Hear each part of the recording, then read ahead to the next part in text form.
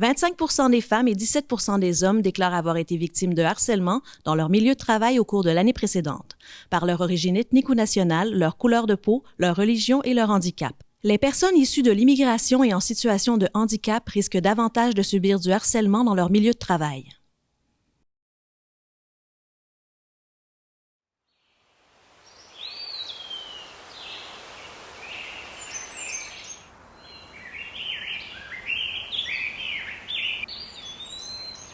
Samira, femme voilée, est assise sur un banc au parc. Ça faisait 2 ans que je vivais au Québec. J'étais tellement fière d'avoir décroché mon premier emploi. Elle se lève et se déplace à l'aide de béquilles. On m'avait prévenu que ça serait pas simple. Le fait de pas être comme tout le monde, de pas être en norme.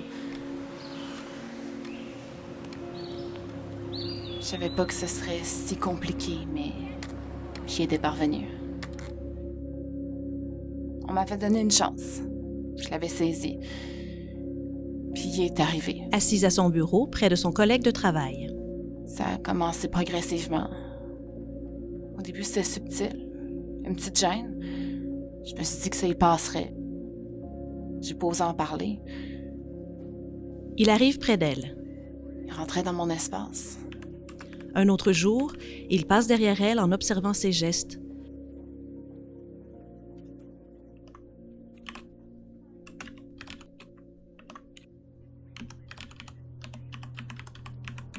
À un autre moment, il boit son jus en la fixant du regard. Il me tournait autour, me touchait. Il sent ses cheveux et s'assoit sur son bureau. Il se permettait tout. Puis plus ça allait, moins ça allait. Elle pleure. Ce travail-là, j'avais tout fait pour l'obtenir. Assise face à nous, l'air grave. Jamais j'aurais pensé le quitter pour ces raisons-là. Mais c'était rendu au-dessus de mes forces.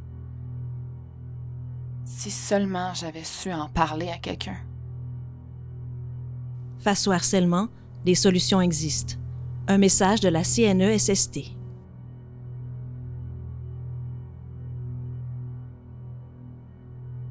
Cette audiodescription vous a été offerte par Connecté.